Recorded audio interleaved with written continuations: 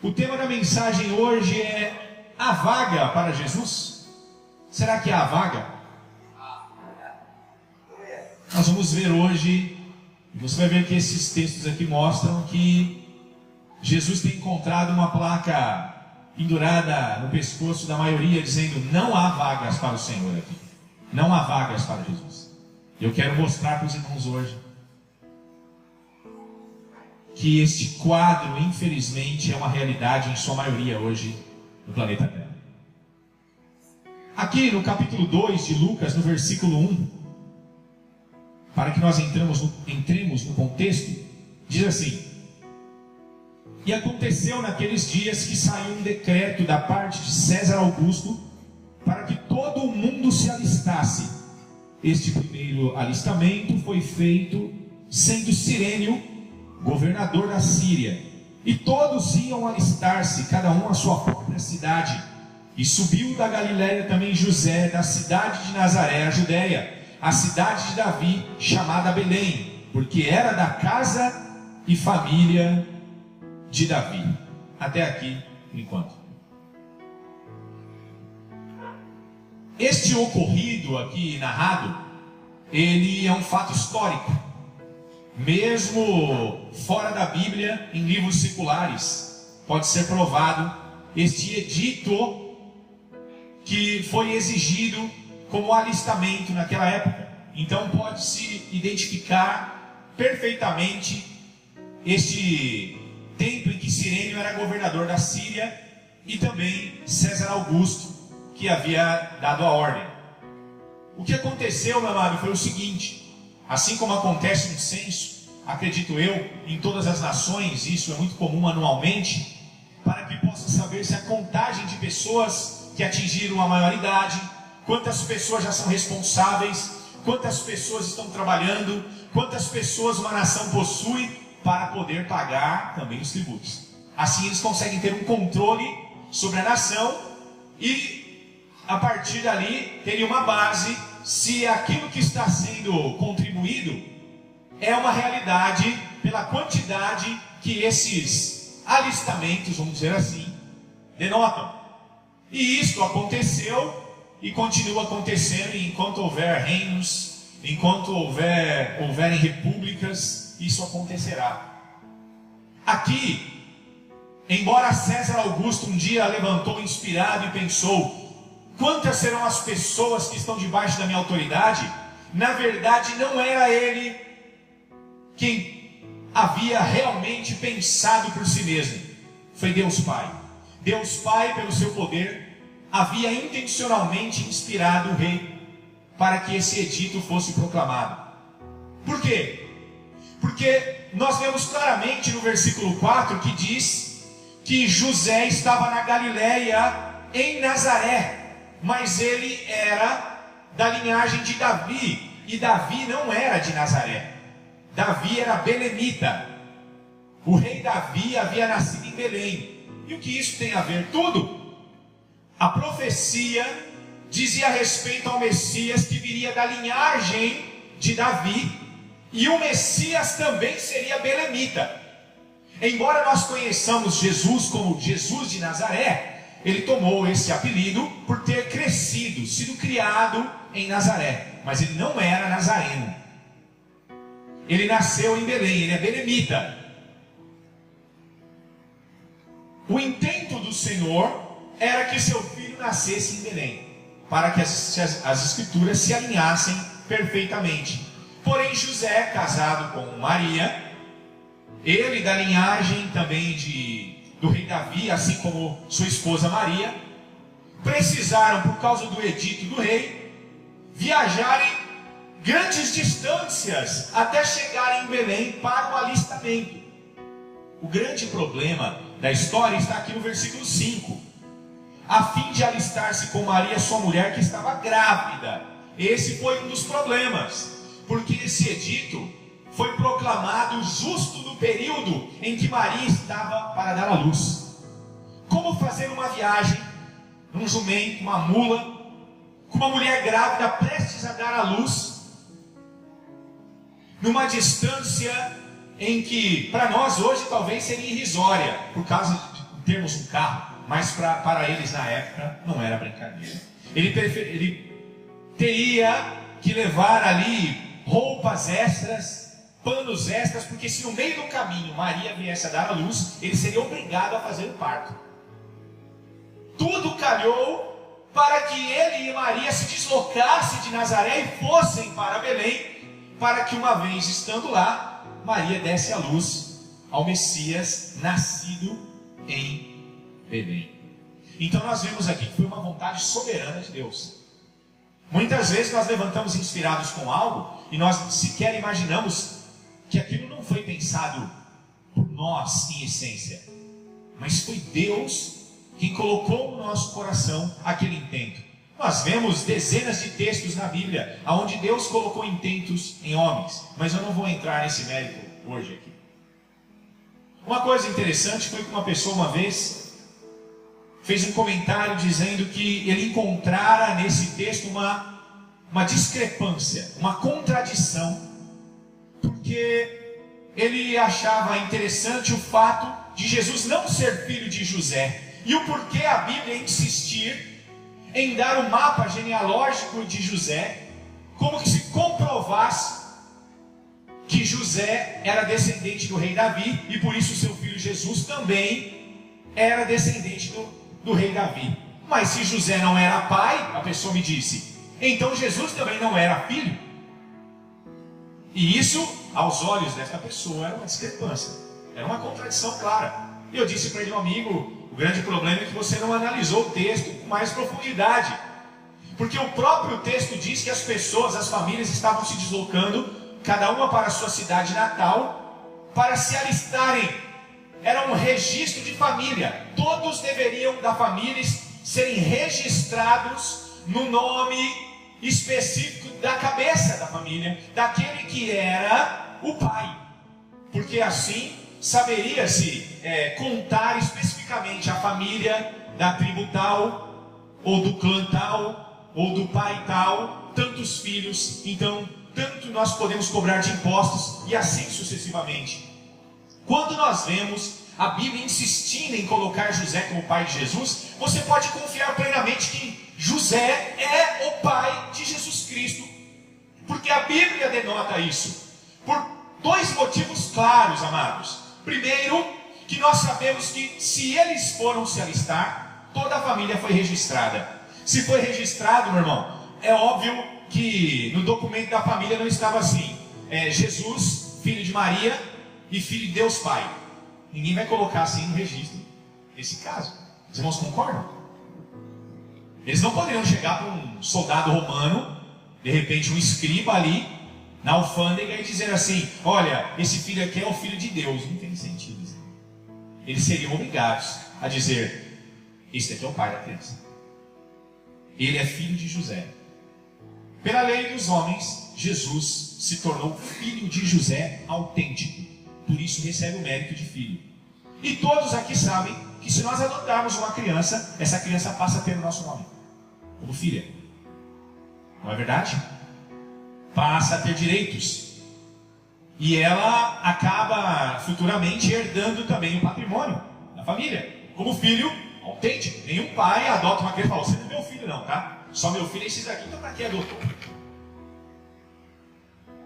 Quando se adota alguém, automaticamente aquela criança passa a ser filho mesmo.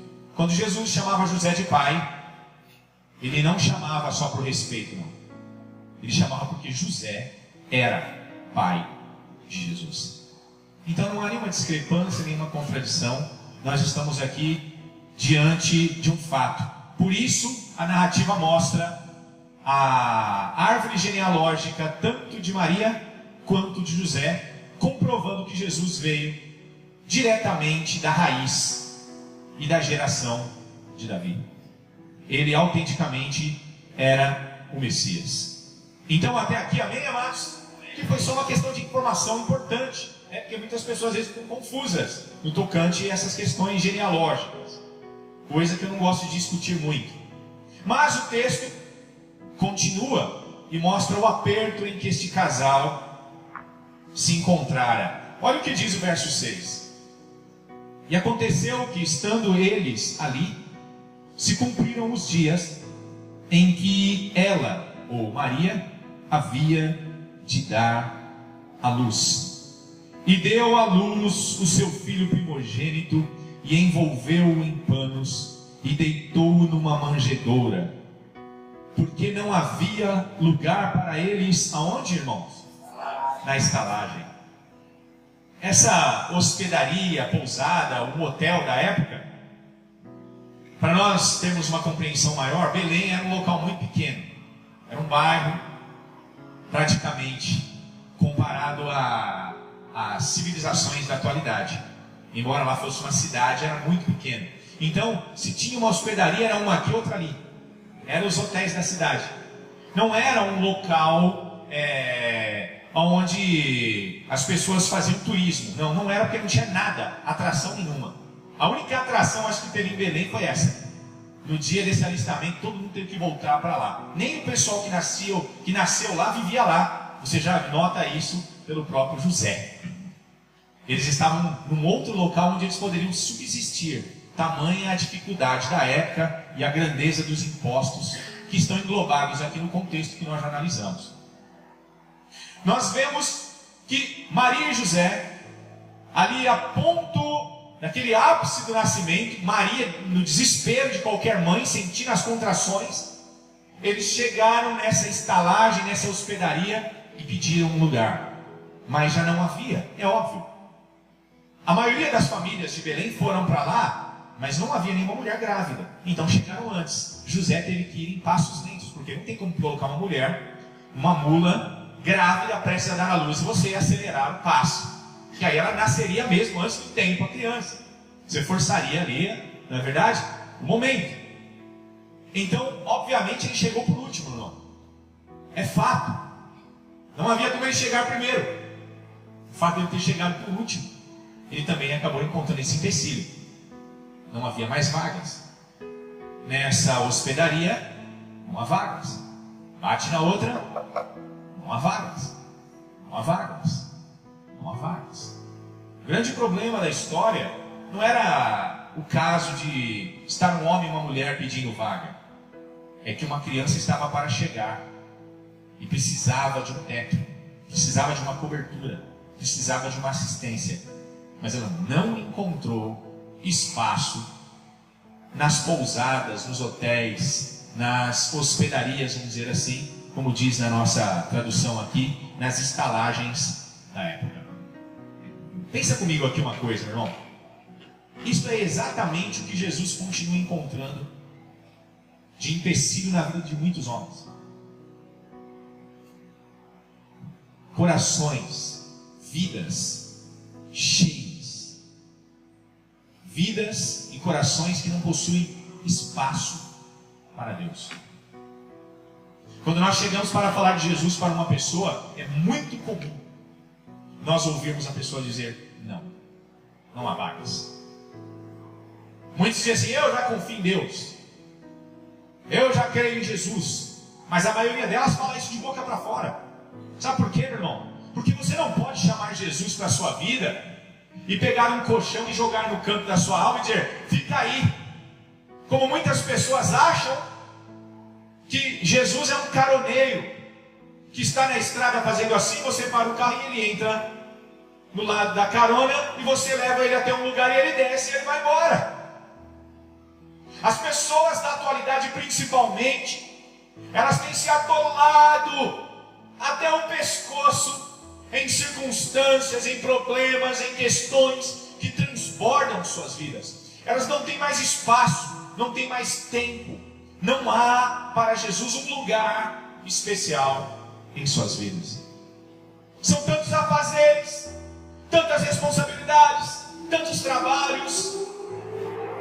Não há vagas na maioria dos corações vivos na atualidade. São corações como o da hospedaria que Maria e José tiveram que encarar.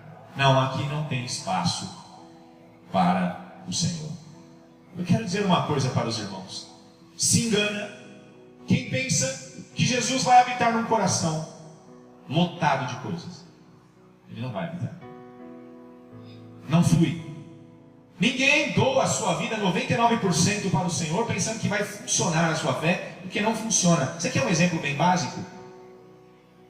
Você vai instalar um programa no seu computador. Instala 10%, carregando o programa. 70%, 90%, 99%, ele trava. Vai funcionar o programa? Mas não é 99%, meu irmão? Tá bom já? Foi quase tudo já, não é? Só 1% não faz diferença, mas o programa não funciona. Quantos programas eu já tive problema? Programa que você compra, você tem que trocar na loja. Ó, não instala, chega em 99%, aí o cara vai lá e faz o teste, realmente não instala. Se você for fazer um download, por exemplo, uma música, você faz o download, 99%, depois você põe o play, não funciona. Está incompleta.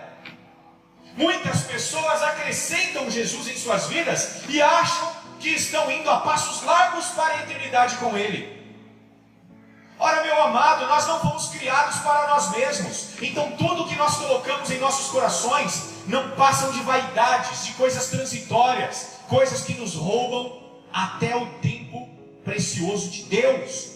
Tem pessoas que têm mais tempo nem de ir para a igreja, nem de orar, nem de ler a Bíblia, nem de mais nada, nem para elas mesmas. E aí, meu amado, Deus tem encontrado milhares de seguidores nos corações, questões das mais variadas. O Senhor chega e não há vagas. Eu quero mostrar para os irmãos, logo de cara, como muitas igrejas, Jesus nunca participou de um culto. Não participa do culto porque não participa das vidas. E ele está lá do lado de fora perguntando: será que alguém aí dentro está ouvindo a minha voz? Abra em Apocalipse no capítulo 3, eu quero mostrar um negócio para os irmãos. Quero mostrar um exemplo de que muitas igrejas, comunidades que aparentemente parecem ser grandes, poderosas, de grande unção, grande privilégio divino, não passam de fachadas aonde Jesus não tem acesso. Apocalipse capítulo 3, versículo 14, diz assim: e ao anjo da igreja que está em Laodiceia escreve: isto diz o Amém, a testemunha fiel e verdadeira, o princípio da criação de Deus. Agora pula para o verso 20. Eis que estou à porta e bato. Se alguém ouvir a minha voz e abrir a porta, entrarei em sua casa e com ele cearei e ele comigo. Essa casa aqui não é templo de pedra. Não é um local geográfico, um espaço físico onde a igreja se reúne. Essa casa que Jesus estava dizendo aqui é o coração. É a alma do homem. É o único local na terra que Deus habita. Tem pessoas que têm o costume de dizer assim, na oração muitas vezes, ou erroneamente: ó Senhor, graças te damos, o Senhor já chegou aqui antes de todos nós. Deus chegou aqui antes de todos nós para quê? Essa lógica serve também. Agora nós vamos embora, Senhor, fica aí até domingo que vem, a gente se encontra de novo. Só se for por essa lógica. Senão não tem sentido. Como Deus chegou antes? Deus vai fazer o que aqui nesse espaço vazio? Nós somos templos do Deus vivo. Ele nos fez para a sua glória. Você e eu, não importa quais são os seus planos, em qual circunstância você está inserido hoje, quem você é, ou quem você deixou de ser, ou deseja ser, meu irmão. Você foi feito para Deus, para a glória de Deus e nada mais. Por mais importante que seja o negócio no qual você esteja envolvido, você não foi criado para isso. Tanto prova é que quando você morrer, você vai ver que você verá que você não estará ligado a mais nada disso, nem mesmo aos diplomas que você ganhou, nem medalhas, nem objetivos, nem à esposa, nem ao marido, nem aos filhos, somente você e Deus. E aí você vai ver que talvez tenha perdido a vida inteira por ter se preparado para nada. Corações de hospedaria, onde há um fluxo cheio de pessoas que vão e que vêm. Mas ninguém permanece. Nada permanece. Existe muita hipocrisia, meu amado, dentro de uma pousada, de um hotel. Você sabia? Você chega, as pessoas, ó Senhor, senhora, abre a porta, te trata. Quando você vai embora, reclamam de você, xingam você pelas costas. É assim. O interesse é um só, o dinheiro. Eles vão receber. Corações podem muitas vezes serem comparados em vários aspectos, inclusive na rejeição, como essa hospedaria em que Maria e José foram rejeitados. Aí você me pergunta, mas pastor, por quê? Jesus estava batendo na porta da igreja, ele deveria estar dentro da igreja? Deveria, mas ele não vai estar num lugar onde, preste atenção e leia comigo o versículo 15. Eu sei as tuas obras, que nem és frio nem quente. Quem dera foras frio ou quente. Assim, porque és morno e não és frio nem quente, vomitar-te-ei da minha boca. Como dizes, rico sou e estou enriquecido, de nada tenho falta, e não sabes que é um desgraçado, miserável, pobre, cego e nu. Porque Jesus não entrava nesse lugar, nessas vidas, porque seus corações estavam cheios de si mesmos, de suas próprias realizações. Ora, meu amado, imagine duas pessoas segurando um timão. Uma vez eu perguntei para um corintiano, que ele estava se engrandecendo. Eu não torço para time nenhum, graças a Deus, fui liberto. Mas tinha um corintiano roxo. Porque o timão é porque tem esse nome, porque é time grande. Eu perguntei para ele, você sabe o que é timão? Timão é um time grande, o melhor. Eu falei, não. O time do Corinthians é chamado timão porque tem um desenho de um timão, que é o volante de um navio. Não tem nada a ver com a grandeza. Aí a pessoa, ninguém me disse isso. Eu não sabia. Era até a morte. Timão até a morte. Ele não sabia que estava num volante, uma direção. Não sabe de nada, é enganado e não sabe de nada. Você vê como as pessoas são enganadas facilmente. Agora você imagina um timão. Agora todo mundo sabe que eu não estou falando do Corinthians, né? Uma pessoa segurando de um lado do navio, o outro lado. Não, eu vou para a direita, eu vou para a esquerda. Ou o Senhor é dono do timão, Ele assume as rédeas de nossas vidas, nosso coração integral a Ele, não é 99% que não funciona, ou nada feito. Ele vai continuar do lado de fora de nossas vidas. E nós vamos achar que somos os bambambãs, como Jesus disse aqui. Vocês são ricos, não tem falta de nada, e vocês não sabem que são desgraçados, miseráveis, pobres, cegos e nus. A autorrealização pelos próprios esforços tem sido, meu irmão, uma arapuca de almas. Você sabia? Porque assim o homem se satisfaz em olhar para o espelho e ver ali um vencedor que ele mesmo criou. É diferente nós vencermos porque Cristo venceu por nós. Porque nossas vitórias não terão peso algum na eternidade, mas a vitória de Cristo sobre nós terá peso eterno, você pode ter certeza. Jesus disse, vocês dizem que são uma grande igreja, organizada, cheia de unção, mas eu nem sequer participei ainda um dia de um culto de vocês. Quando vocês abrirem a porta de seus corações, eu posso entrar e mostrar para vocês o que é verdadeira felicidade, o que é cear. A ceia aqui nada mais é do que sinônimo de alegria e paz, de realização, aquela realização existencial de dentro para fora.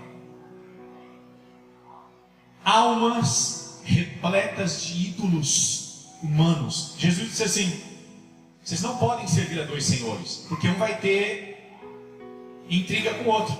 Vocês não podem servir a Deus e ao dinheiro. Não foi dito isso? Por quê? Como o dinheiro pode se tornar senhor? Por causa do coração. Ele entra no coração e se assenhoreia da pessoa. E a pessoa pensa que domina ele, mas ele é dominado pelo dinheiro.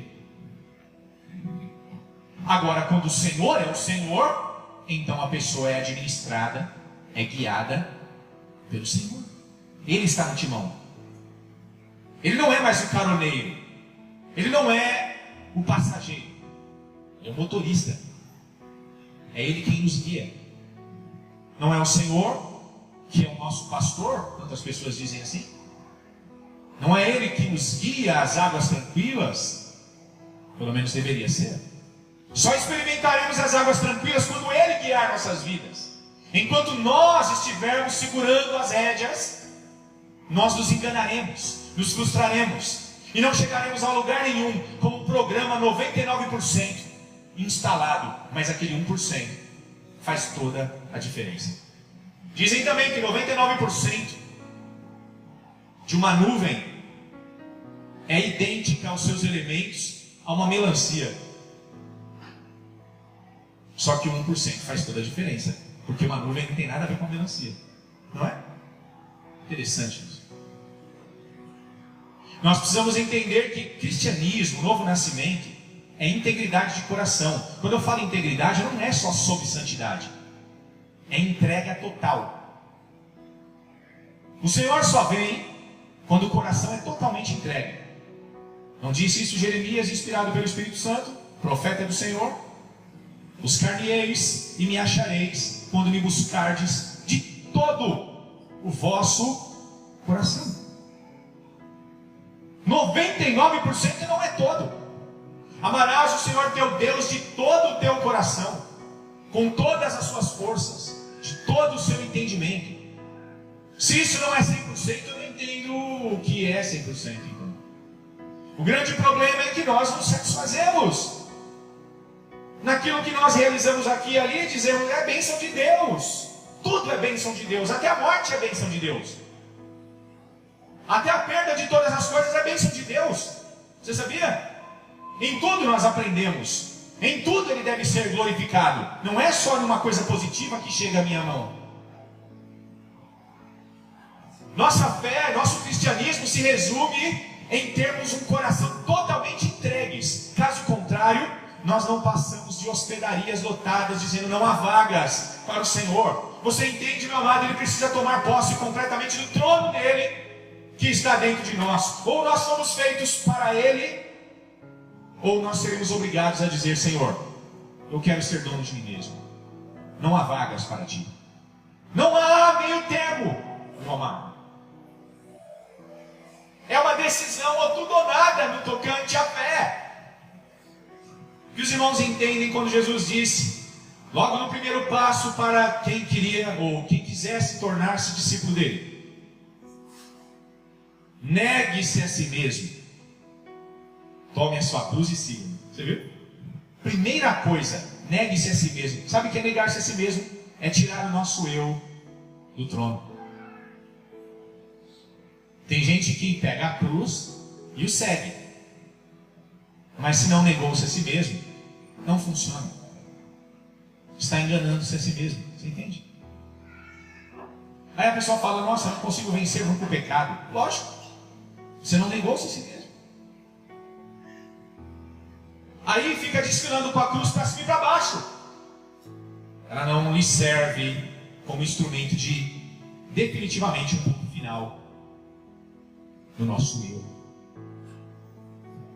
Eu quero mostrar para os irmãos o quanto é sério um coração cheio de questões, de pecados, e o porquê o Senhor jamais habitará ali. Vamos para um texto em Marcos. Deixa eu mostrar uma coisa para os irmãos aqui. Evangelho de Marcos, capítulo 7. Vamos lá, rapidinho.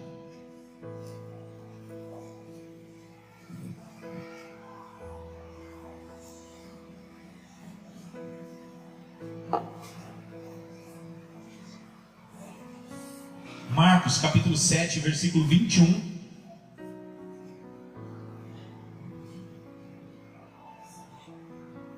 E 22.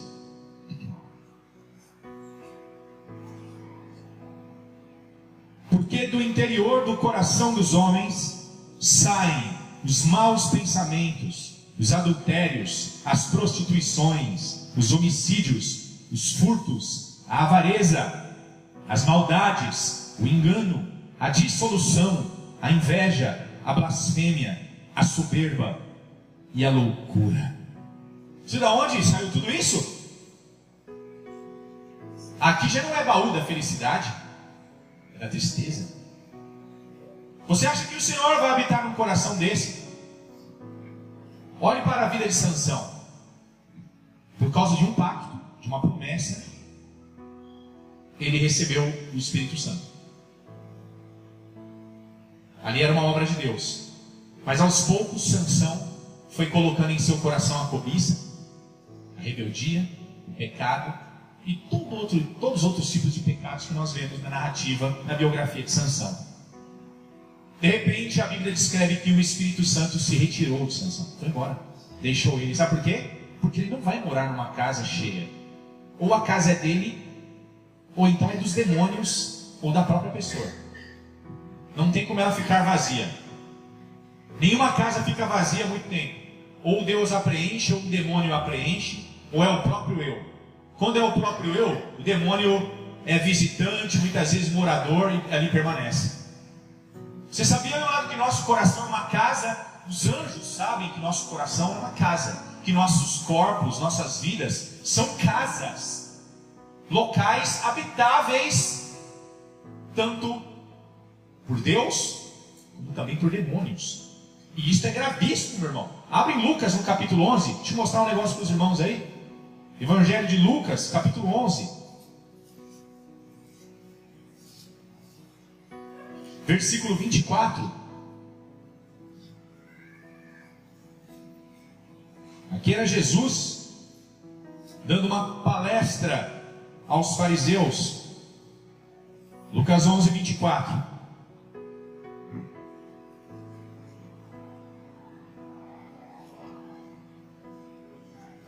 Amém?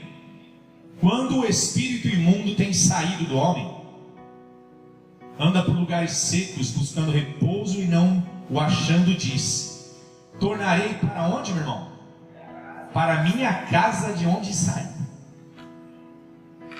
Ele saiu do homem, e os demônios chamam o homem, o coração do homem, de minha casa, casa deles.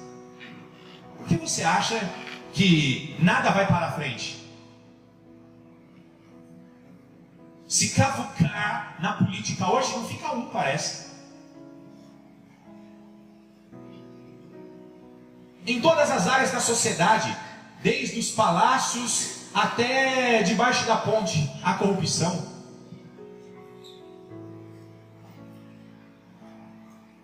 Os irmãos concordam? Os demônios saem, e quando eles não acham um lugar melhor do que aquela casa que eles estavam, eles voltam. E olha o que acontece, versículo 25. E chegando acha a varrida e adornada, porque ele voltou, né? Então vai e leva consigo outros 7 espíritos piores do que ele, e entrando, habitam ali. E o último estado desse homem é pior do que o primeiro. A pessoa começa tomando um golinho de álcool aqui, uma pitadinha ali, com os amigos aqui, se envolve ali numa brincadeirinha sexual ali, outra coisa ali. Quando menos espera, o último estado dele é pior. Aí está afundado até o pescoço. E a pessoa pensa: não, demônio nenhum mora em mim. Eu acho engraçado nesse negócio de Papai Noel. O Papai Noel é tipo ladrão mesmo, né? Você vê que ele entra na casa da pessoa sem pedir, e como um ladrão pela chaminé. Já Jesus, né? Ele chega na porta, bate na porta. Eu sei que eu já falei várias vezes, mas eu sei que tem pessoas aqui que talvez nunca ouviram sobre aquela pintura de Apocalipse 3, como nós lemos naquela hora, 3:20. Estava numa exposição de quadros famosos, e em um dos quadros Jesus estava batendo numa porta. E aí um jovem, vendo aquele quadro belo, ele notou, segundo ele, um erro. Aí ele chamou a atenção da pessoa que estava explanando o contexto histórico de cada quadro. E ele disse: encontrei uma falha na gravura. E a pessoa disse: falha? Mas onde tem falha nessa pintura? Ele disse: você não está vendo? Jesus está batendo uma porta, mas a porta não tem maçaneta. Não existe porta sem maçaneta. Aí a pessoa disse: não, meu jovem, esse quadro foi baseado num texto de Apocalipse. Não tem mesmo maçaneta do lado de fora, porque a maçaneta está do lado de dentro. Você entende? Ele bate na porta, ele não abre a porta e entra. Não tem maçaneta para ele. Depende de mim e de você. Cada um de nós tem que tomar a decisão de ouvir a voz dele, abrir a porta e convidá-lo. Entre, Senhor, em meu coração, em minha casa. Os irmãos viram o que Jesus descreveu no mundo espiritual que acontece com a vida de muitas pessoas. O demônio sai e ele volta. Se ele voltar e encontrar a casa vazia, o que Jesus queria dizer com este vazio aqui no versículo 25? E chegando, acha varrida e adornada. Varrida porque ela está vazia, não tem nada dentro, ninguém dentro. E adornada, ela está limpinha, não há ninguém dentro. Por isso que eu falei do Papai Noel, né? Ele não bate na porta, ele entra por cima lá e cai dentro da casa da pessoa, como um ladrão. O diabo, ele não bate na porta. Ele olha, Jesus não está aqui, então é minha. E a pessoa não entende, porque certos vícios, porque certos pensamentos, coisas que a possuem mentalmente, ela não consegue depois ver o casamento indo por água abaixo. E ela pensa, não, jamais um demônio vai morar em mim, porque eu creio em Jesus Cristo, eu fui batizado. Ora, meu amado, se o coração não estiver 100% entregue, o programa não funciona. Isso é sério. O negar-se a si mesmo não é só no primeiro dia. Essa negativa pessoal deve permanecer até o fim. Isso é ser fiel até o fim. É ser fiel a Cristo. E não ao que nós achamos, ou o que a sociedade prega, ou o que os nossos parentes imaginam, ou esperam de nós. É o que Ele, como Senhor, determina. Ser fiel a isso. Você pode não concordar, mas isso é verdade. Isto é ser fiel até o fim. Então muitos corações, amados, continuam cheios das mais diversas questões, e por isso não encontra Jesus local para habitar. Os irmãos se lembram daquele testemunho que eu falei de uma amiga do segundo ano, do segundo grau? Ela gostava de escrever cartas para as pessoas, e ela me escreveu várias cartas, e eu me converti, nunca mais a tinha visto, e ela escreveu uma carta, e eu aproveitei a minha conversão, e até com vergonha, porque ela tinha escrito tantas cartas, eu não escrevi nenhuma carta, e ela tinha o dom para escrever cartas para todo mundo, todos os amigos da escola, e eu escrevi uma carta, só que na carta eu contava, me converti, conheci Jesus, coisa maravilhosa, faz isso também. Experimenta da graça, a melhor coisa que pode acontecer na vida de um homem. E coloquei meu coração e minhas lágrimas ali e enviei. Na mesma semana veio uma resposta. Alexandre, como eu estou feliz com você. Sabe, sinceramente desejo que tudo lhe vá bem, que você siga em frente, que você encontrou o caminho, mas ainda para mim não dá. Agora que eu estou no serviço dos sonhos, agora que eu comprei o meu carro, estou terminando de pagar a casa que eu vou dar para minha mãe, arrumei um noivo, minha vida agora tem tantas coisas, eu não tenho tempo para seguir Jesus. Eu não respondi, fiquei bastante triste e entreguei na mão de Deus. Um ano depois encontrei um amigo daquela época. E aí, como você está? Como é comum você se reencontrar com um amigo? E aí, naquela conversa rápida, ele me disse assim: você sabe o que aconteceu? Aconteceu com quem? Com uma pessoa tal. Não, quando você casou? Não, ela morreu. Morreu? Como assim morreu? Ela morreu, já vai fazer um ano. Possível. Eu conversei com ela faz um ano. Eu perguntei para ele: quando foi que ela morreu? Você sabe? Ele falou: eu sei porque eu participei do velório, nós tentamos achar as pessoas, mas não conseguimos encontrar os amigos. Inclusive você também, nós não sabíamos onde morava. quando ele me falou o dia em que ela havia morrido e as circunstâncias, eu chorei. Sabe qual foi o dia que ela morreu? No dia em que ela mandou a carta para mim. Ela escreveu a carta de manhã e saiu. Estava no serviço. O noivo passou. Ele tinha bebido, ela também. Bateram um carro em alta velocidade. Morreram instantaneamente.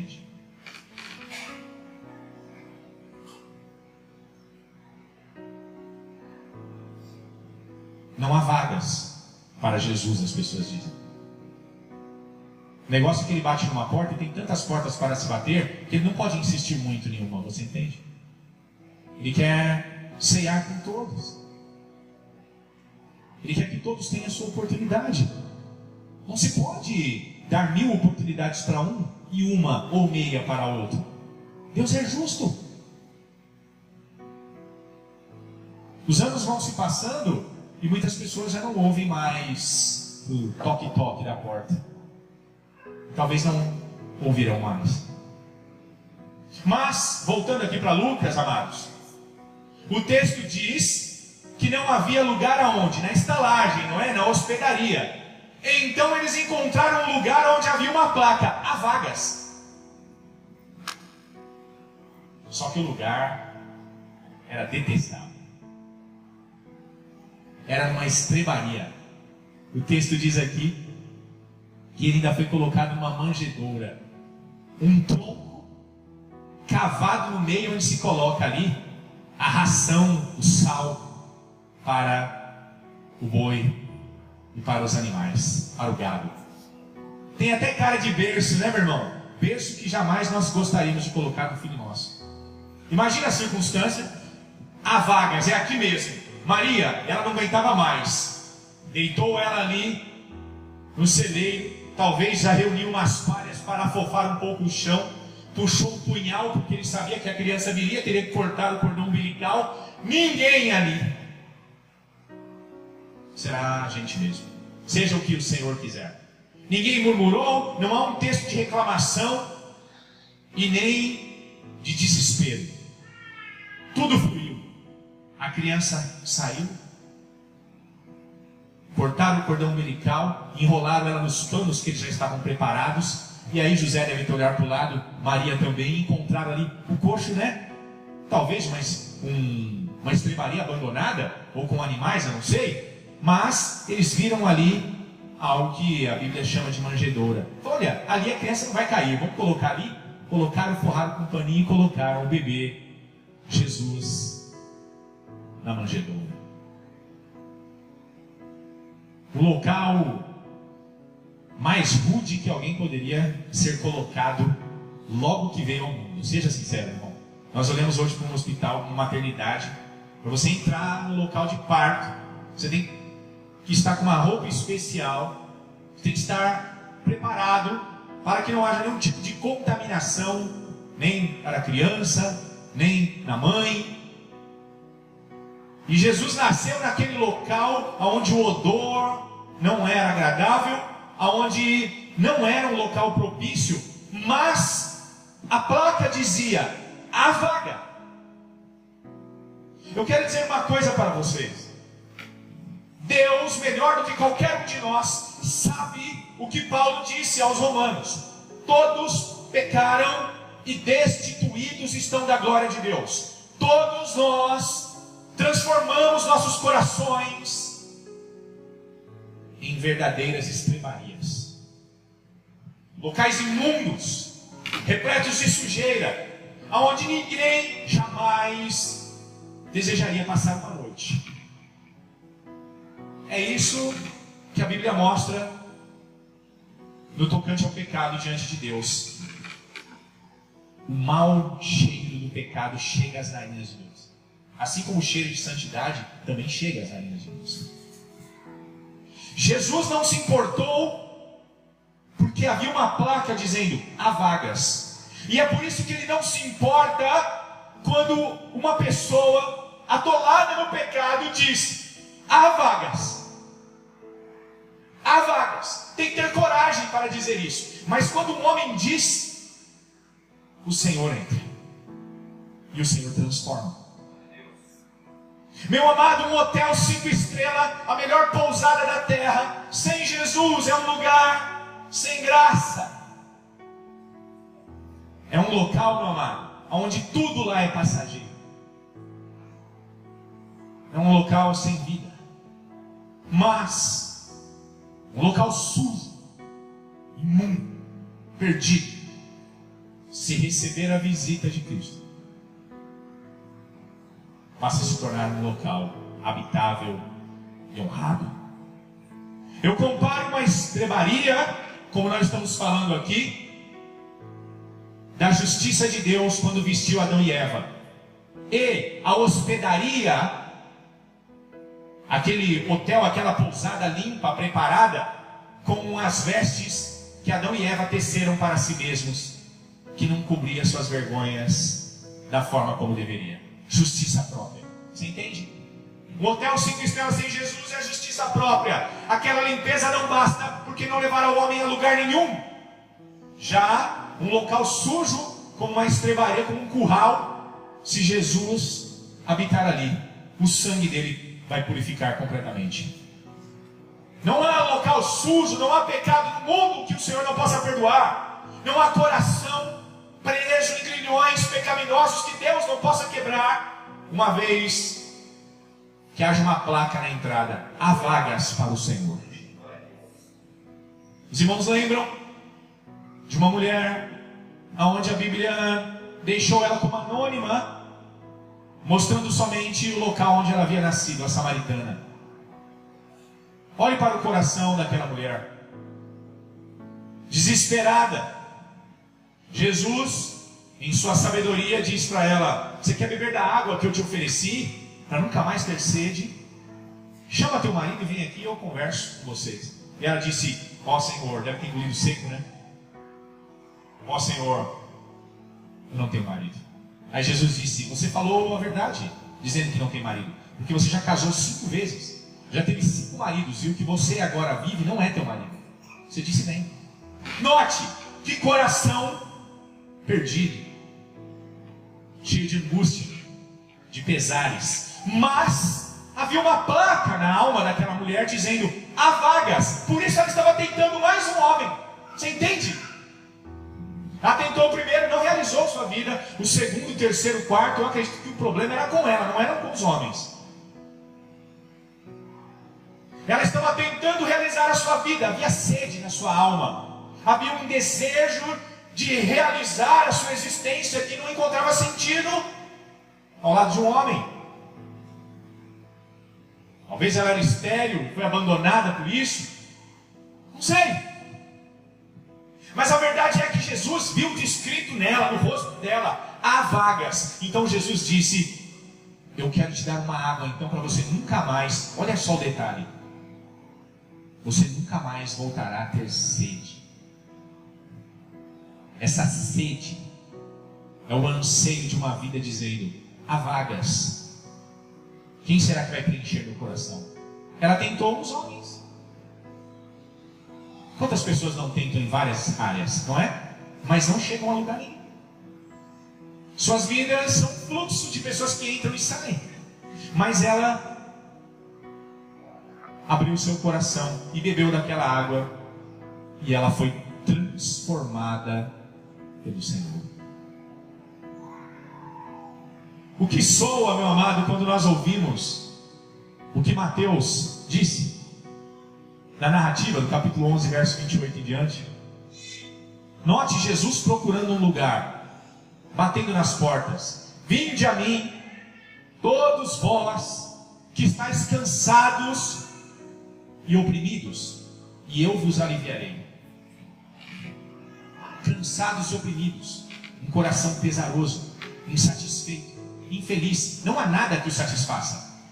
A pessoa conquista dinheiro, mas é insatisfeita. Ela casa com a pessoa que ela queria, mas ela continua insatisfeita. Ela tem filhos, mas ela continua insatisfeita. E não há satisfação no mundo. A única satisfação para a alma do homem está em Cristo Jesus. Só Ele pode satisfazer a alma. Só Ele pode dar o Espírito Santo, a água viva. O próprio João Batista, profeta consagrado, maior homem que já nasceu de uma mulher, aos olhos de Deus, ele disse: olha, eu, João, só posso batizar com água, sabe? Água, nada mais. Não muda a vida de ninguém. Mas aquele que vem depois de mim, aquele que vem depois de mim, eu não sou digno nem de me inclinando aos seus pés, soltar a correia de suas alparcas, suas sandálias. Esse vos batizará, não é com água, é com o Espírito Santo. Só Jesus pode dar a água viva.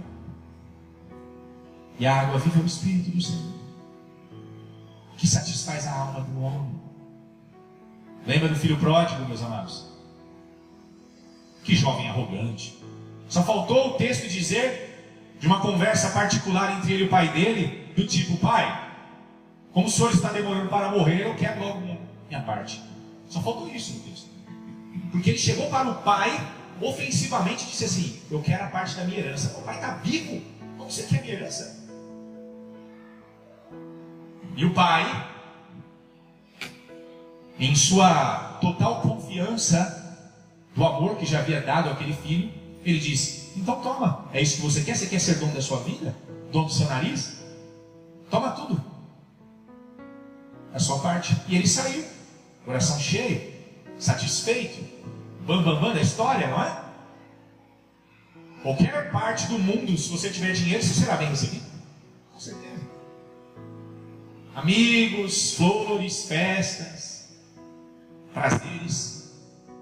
Mas, como a hospedaria, o fluxo foi acabando, foi se esgotando, até que ele se viu na miséria, na pobreza, no abandono e na solidão. Resultados claros, óbvios, de suas decisões erradas.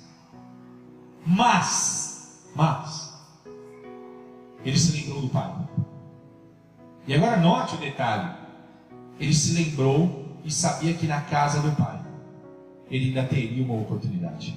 Mesmo agora não tendo nada, humilhado, envergonhado e com um currículo indesejável, vergonhoso, ele sabia que o pai ainda o aceitaria, nem que fosse para trabalhar na roça junto com os servos.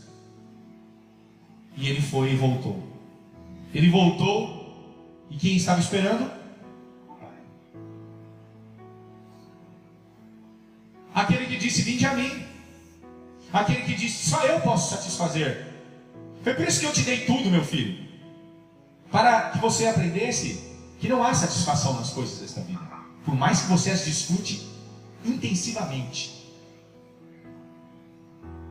Só haverá satisfação em Deus.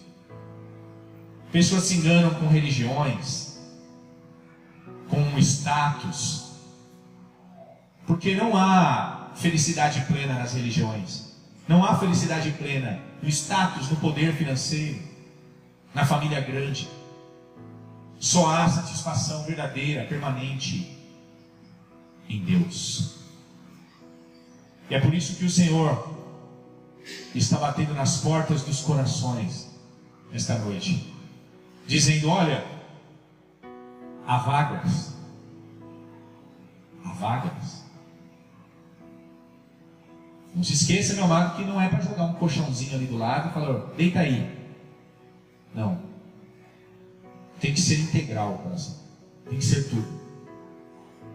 Tem que carregar 100% o download. Tem que instalar 100% o programa. Senão não vai fluir nossa fé. Nossa relação com Deus será maculada. E quando menos esperarmos, Jesus foi só mais um que entrou e saiu também na nossa vida, por culpa nossa.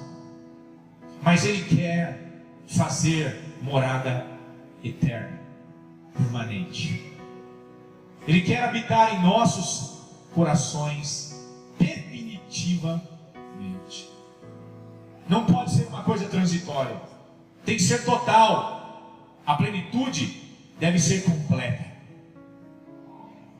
Uma coisa tremenda é que Hoje, lá em Israel, um dos locais mais visitados é exatamente onde Jesus nasceu, em Belém. O local onde Jesus nasceu foi preservado, e aquela estalagem se tornou hoje um local de adoração.